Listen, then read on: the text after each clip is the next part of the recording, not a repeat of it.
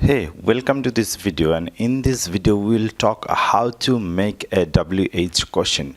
What is meant by WH question? Actually, whenever we ask something or we make a question for someone and that question is not replyable by simply a word yes or no, that is actually the question WH question. That question started with that word like what, when, where, how. Those are the question that started with those WH type word, and that question is called WH question. And here we will show you how to make a WH question, especially by two words, who and what. So we know that who means K, and what means key. So we can make a question with the two word basically in case of we are making question about a subject like আমি পড়ি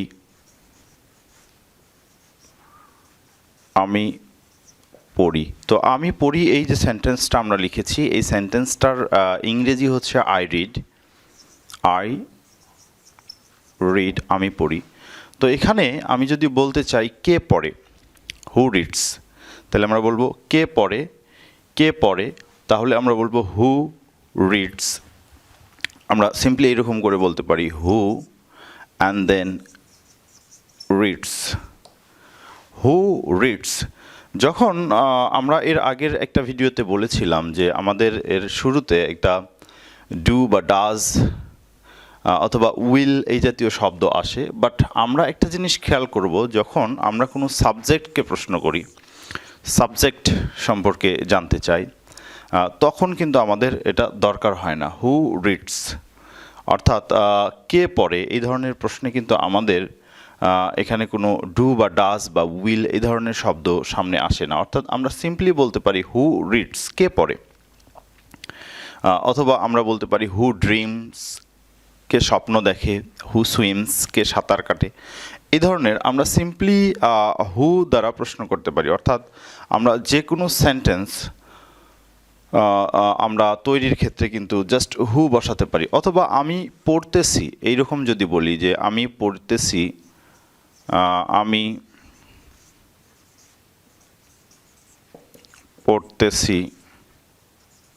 অর্থাৎ আমরা যদি continuous ফর্মে বলি তাহলে সেইটার ইংরেজি হয় আই এম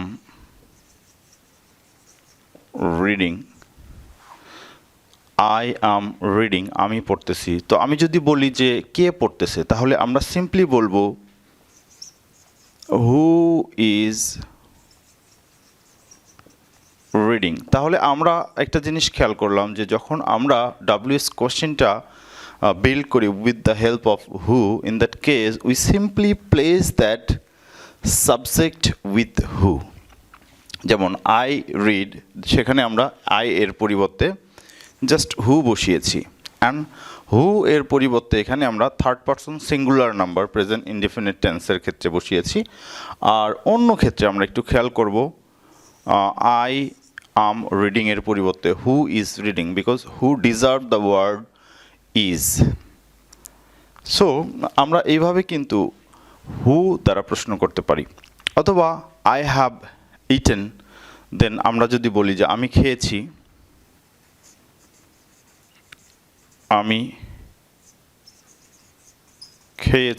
মানে যে কোনো ফর্মে, অর্থাৎ আমরা অন্য যে কোনো টেন্সের ক্ষেত্রে যদি প্রশ্ন করি, দেন আমরা বলবো আমি খেয়েছি, দেন আই হ্যাভ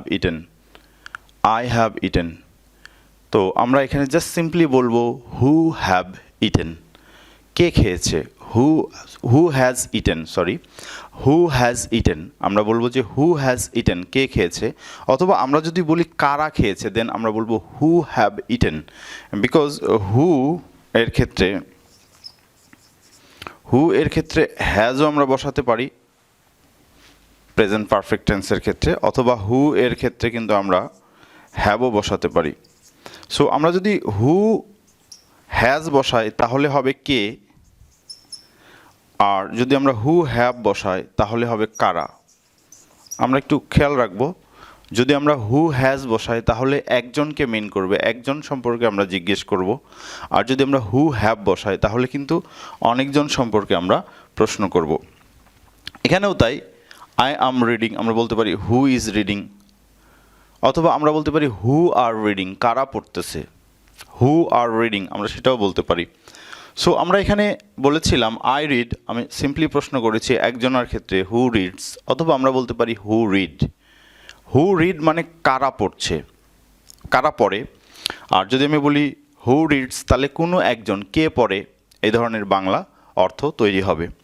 আবার আমি এখানে এরকম বলছি যে আমি পড়তেছি, তাহলে এক বছরকে যদি আমি মেনশন করি তাহলে আমি বলবো হু ইজ রিডিং, কে পড়তেছে। বাট আমি যদি বলি হু আর রিডিং তাহলে অর্থ হবে যে কারা পড়তেছে। সো আমি যখন প্রশ্ন করব তখন আমি এটা খেয়াল করব যে আমি একজন সম্পর্কে প্রশ্ন করছি নাকি অনেকজন সম্পর্কে প্রশ্ন করছি, এক বছর না বহু বছর। সেই ক্ষেত্রে আমরা হু এর পরে সিঙ্গেল ফর্মের ভার্ব অথবা আমাদের হচ্ছে যে প্লুরাল ফর্মের ভার্ব বসাতে পারি। সো আমি যদি বলি আমি খেয়েছি, দেন কে খেয়েছে আমি যদি প্রশ্ন করি তাহলে বলবো who has eaten, I have eaten, then who has eaten. অথবা আমি যদি বলি কারা খেয়েছে দেন বলবো who have eaten, who have eaten কারা খেয়েছে। এইভাবে কিন্তু আমরা জাস্ট হু দ্বারা প্রশ্ন তৈরি করতে পারি। বাট আমরা যদি এই যে সাবজেক্টটা ব্যক্তি না হয়ে বস্তু হয়, অর্থাৎ বই আমাদের সাহায্য করে, বই আমাদের সাহায্য করে, books help us to learn something, আমাদের কোনো কিছু পড়া সম্পর্কে সাহায্য করে, তাহলে সেই ক্ষেত্রে আমরা একটু দেখি যে যখন আমরা অবজেক্ট দ্বারা প্রশ্ন করি তখন আমরা হু বসাতে পারি না, তখন আমরা বসাই হোয়াট। যেমন আমি যদি বলি বই আমাদের সাহায্য করে, আমরা শুধু এইটুকুই বললাম, কি সাহায্য করে সেটা আমরা বলছি না, বই আমাদের সাহায্য করে, তাহলে বুকস হেল্প আস, বই আমাদের সাহায্য করে, আমরা এরকম বলবো books help us to learn, two gather knowledge, এরকম আমরা বলতে পারি। আর তখন কিন্তু আমরা বলতে পারি না হু হেল্পস আস, তখন আমরা বলি হোয়াট হেল্প আস বা হোয়াট হেল্পস আস, আমরা দুইভাবে বলতে পারি, what help us, what help us to learn, two gather knowledge, এরকম করে আমরা হু এর পরিবর্তে হোয়াট ব্যবহার করতে পারি। আবার আমরা বলতে পারি যে